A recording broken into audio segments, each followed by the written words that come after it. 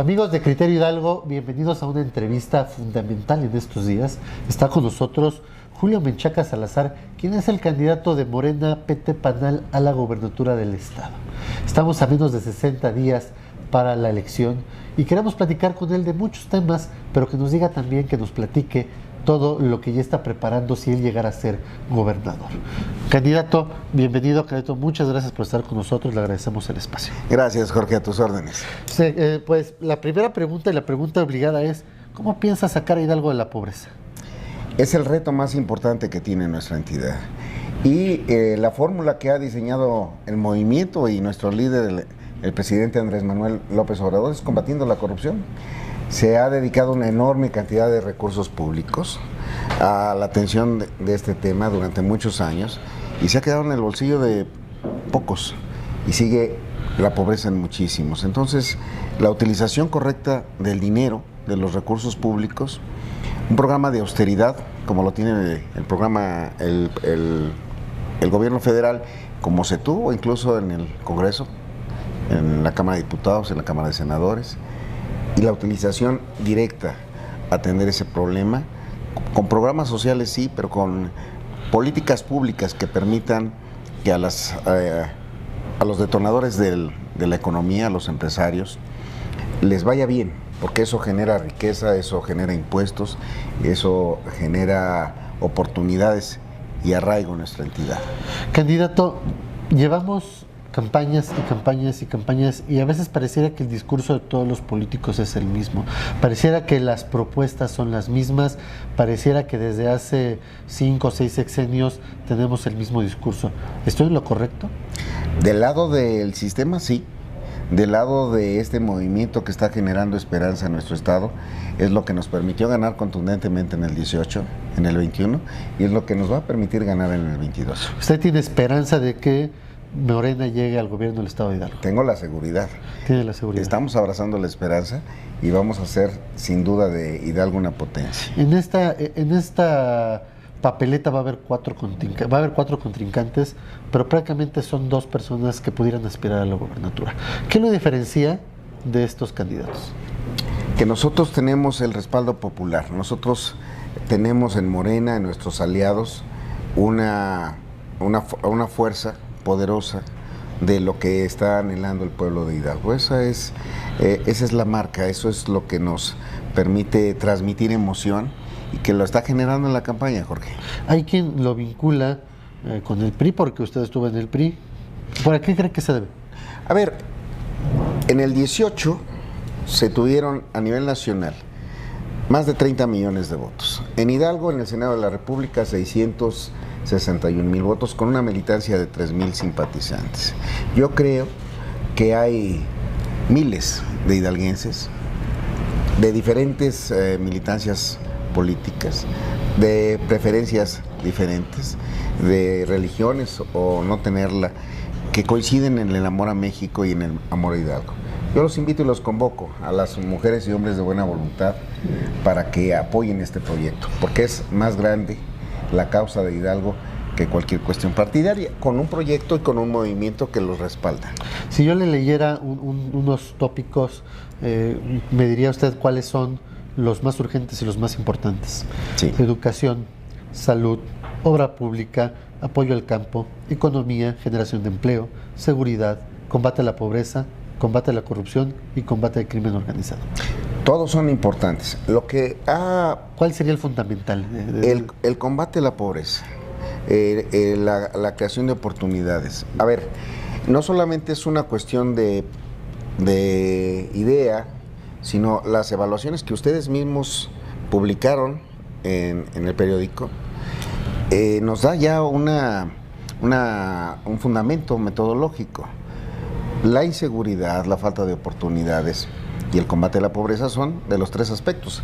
Desde luego, fundamental atender la educación y la salud, el combate a todo lo que está afectando nuestra convivencia social.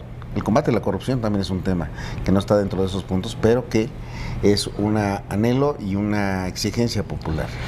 Sabemos que son pocos días de campaña, llevamos muy pocos días de campaña, pero ¿qué le pide a la gente a Julio Menchaca? ¿Qué le pide a la gente cuando se le acerca? que no les falle, que este compromiso que estamos haciendo sea un compromiso personal, lo que pongo a disposición de las personas y lo que debemos de poner los que estamos en este ámbito público y político es nuestro prestigio y es nuestra trayectoria. Entonces esa es una constante y además lo reafirmo y lo señalo. Antes de no puedo fallar. Antes de que empecemos con propuestas, ¿cómo te imaginas que debe de ser un gobierno? Transparente, cercano a la gente, porque también hay un reclamo de producto del sistema, de un alejamiento a partir de ganar una elección. Oye, pero esto de cercano a la gente, lo he escuchado de muchos candidatos, de muchos exgobernadores, de muchos exdiputados, de muchos diputados. ¿Cómo se puede ser cercano a la gente desde el poder? Hacer bien nuestro trabajo. Yo he tenido cargos de responsabilidad. Yo he sido presidente del tribunal, he sido diputado, he tenido áreas de responsabilidad y puedo circular por la calle con la conciencia tranquila y mirando a los ojos a mis vecinos. Hay quien se tiene que ir a vivir a otro estado, a otro municipio o fuera del país por la vergüenza de no haber hecho bien su trabajo. O sea, tú si llegas a ser gobernador, cuando termines tu gubernatura, ¿no te irías de Hidalgo? No, nunca he vivido en otra parte que no sea Hidalgo. Tengo 62 años y he vivido siempre. Aquí estudié, aquí me casé, aquí he vivido, incluso como senador de la República voy y vengo. No tengo una casa en la Ciudad de México. Yo las propiedades que tengo, que ha tenido mi familia, son en el estado de Hidalgo. Las propuestas son muy importantes, pero también son muy importantes las personas que ejecutan esas propuestas. Totalmente. ¿Tenemos una idea de cómo sería ya el gabinete de Julio Menchaca? Se está delineando. Yo lo que puedo decirte es que en todos una primicia. En todos los... yo confío en el trabajo de equipo. Los resultados, por lo que me conoce la gente, lo que me puede conocer la gente en cada una de las responsabilidades. Recientemente en el Senado de la República es por el equipo, es por las mujeres y hombres que me han acompañado. Finalmente a uno le toca dar la cara. Claro. Pero yo tengo absolutamente la certeza de que quienes acompañan un proyecto deben de ser más inteligentes que uno, es un principio básico. ¿Será un gabinete plural? ¿Será un gabinete 50% hombres, 50% mujeres? Paritario. Paritario. ¿Y ya es un compromiso? Sí. Ok, entonces el primer compromiso que va a hacer Julio Menchaca es que su gabinete va a ser 50 mujeres, 50% hombres. Pero además no es un compromiso mío, es una obligación constitucional. Modificamos la ley en el Congreso Federal para hacerlo así. Perfecto. ¿Y habrá o hay cabida para personas que vengan de otros partidos? Yo creo que en todos los partidos hay mujeres y hombres con disposición de construir, pero desde luego que tienen preferencia quienes coinciden con un proyecto histórico, como es el Movimiento de Regeneración Nacional. ¿Cuál es el eje fundamental de las propuestas de gobierno, no de campaña, porque todo el mundo puede prometer en campaña, las propuestas de gobierno de Julio Menchaca? El requerimiento fundamental de nuestra entidad para poder estar con acceso a la educación, a la salud, a la producción incluso económica, es la conectividad. Los caminos del Estado están destrozados. Los caminos de las comunidades hacia las cabeceras municipales, las carreteras interestatales son verdaderamente terribles. Y yo creo que con el programa federal y con el apoyo del gobierno federal, con ejercicio en Oaxaca se puede repetir en el estado. Hay que comunicar a cada una de los centros poblacionales para que a partir de ahí se pueda tener una panorámica del potencial regional. Me comentabas hace rato que habías tenido una plática con gente de los constructores. Recientemente. La construcción es importante, genera empleo, genera derrama económica. Si hubiera un plan como estos, ¿cómo se integrarían los constructores hidalguenses? Los constructores hidalguenses están reclamando un piso parejo porque han sido discriminados, han sido subutilizados. En los últimos, cuando menos 3 sexenios, han aparecido de repente empresas constructoras que ganan los concursos y luego los subcontratan a otras empresas, encarecen la obra y hacen que o sea de mala calidad o no cumpla toda la expectativa que se tiene de una obra pública. ¿Qué opinas de los programas sociales? que es un elemento fundamental de combate a la pobreza. ¿Los programas sociales ayudan a salir de la pobreza a los pueblos?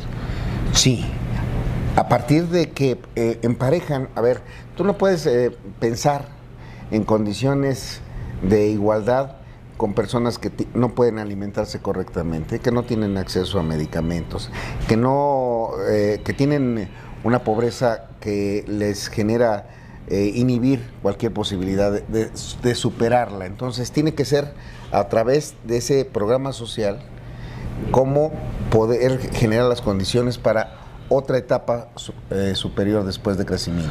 ¿Cuál sería tu meta?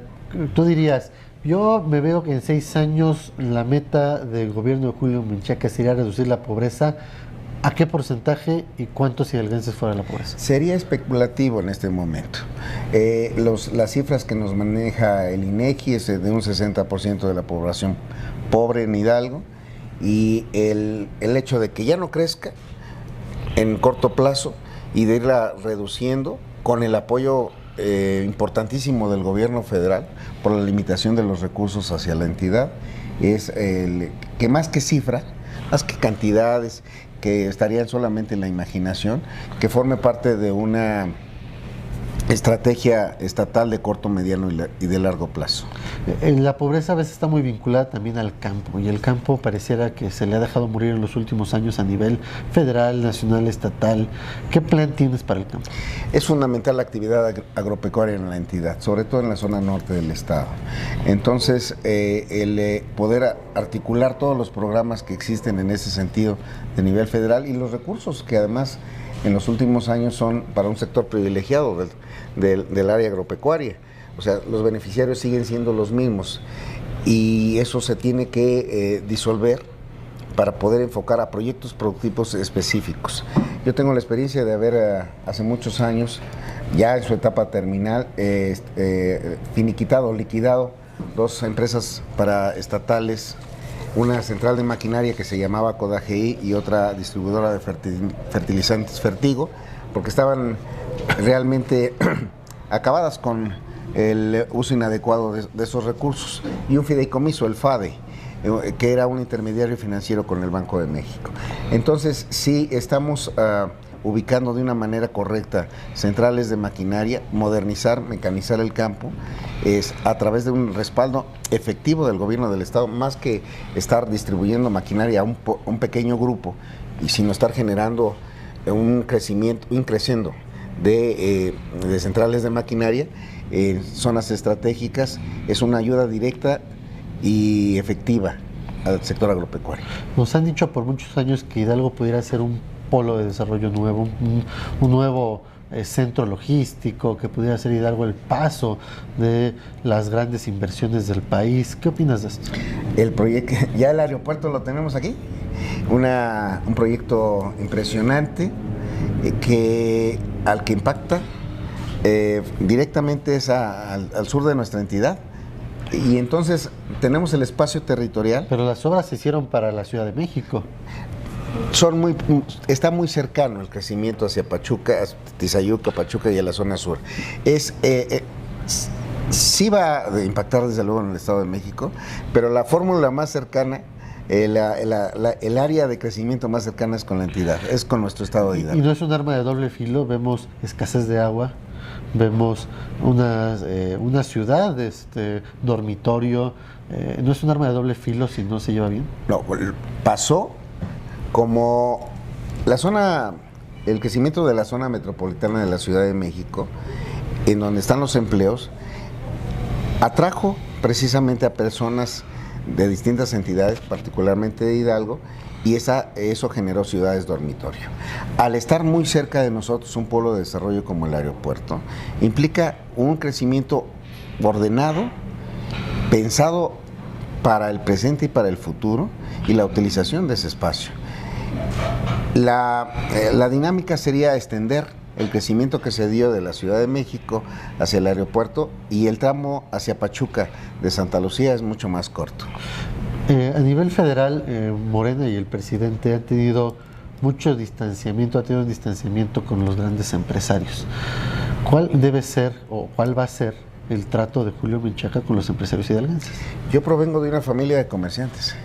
El negocio de la familia tiene casi 70 años de estar afiliado a la Cámara de Comercio. A nosotros nos enseñaron estar atrás del mostrador y poder entender la ruta que siguen, quien arriesga su capital, quien trabaja intensamente todos los días para que en una actividad respetable, legítima, pueda llevar el sustento a su casa. Entonces yo entiendo el sentimiento de los empresarios, también de los trabajadores, y creo que la suma de fuerza de los dos, con armonía, genera crecimiento. Hay una empatía con los sectores productivos, con los dos sectores, y las vamos a aprovechar para el crecimiento de Hidalgo. Uno de los temas que más lastima, no solo a los hidalguenses, sino a los mexicanos, es la corrupción. ¿Qué piensas de la corrupción? ¿Cómo piensas combatirla? ¿Y qué va a garantizarle a los hidalguenses que durante el gobierno de Julio Menchaca no va a haber corrupción? Es el cáncer que lacera a la sociedad. Y puedo dar ejemplo muy claro de que en mi trayectoria lo he realizado. Como presidente del tribunal no hubo un solo escándalo de corrupción, ni uno solo, 6 años. A pesar de que seguramente se va a utilizar, porque han utilizado muchas otras cosas más, puedo decir que nos referamos a la historia, que nos referamos a la trayectoria personal de cada quien. Yo me empeñé en el Tribunal Superior de Justicia en combatir la corrupción. Se generaron instrumentos como la certificación en ISO 9000, como programas de mejora continua, como la capacitación a la alta especialidad en los jueces y magistrados. Salieron más de 30 funcionarios al extranjero, becados, con apoyo de becas de países extranjeros. Entonces sabemos cómo hacerlo y lo vamos a trasladar al Ejecutivo local. Perfecto. Pues hay muchos temas: infraestructura, discapacidad, género. ¿Cuál debería de ser, quizá para Julio, además de estos temas que hemos platicado al principio, temas importantes que quisieras platicarle a toda la gente? En esos puntos que acabas de tocar, Jorge, hay una palabra que lo define, que es inclusión. La inclusión permite que sectores vulnerables puedan estar siendo partícipes efectivos del ejercicio público. Y eso lo tenemos perfectamente diseñado, y van a ver el tipo de personas que nos van a acompañar, con qué perfiles y con qué ganas. Un adelanto, 2, 3 nombres, un nombre que digas, bueno, el secretario de gobierno. No, pero les puedo decir que quien se va a hacer cargo de un área del sector vulnerable es una persona admirable porque a pesar de no tener una facultad, consiguió estudiar una carrera, y que es un profesionista valioso y que puede entender perfectamente el sector vulnerable. Lo demás lo estamos armando. ¿Qué mensaje le darías a la población, a los hidalguenses, de cara al 5 de junio? Que abracen la esperanza, que tengan confianza, no les vamos a fallar y vamos a ganar el 5 de junio.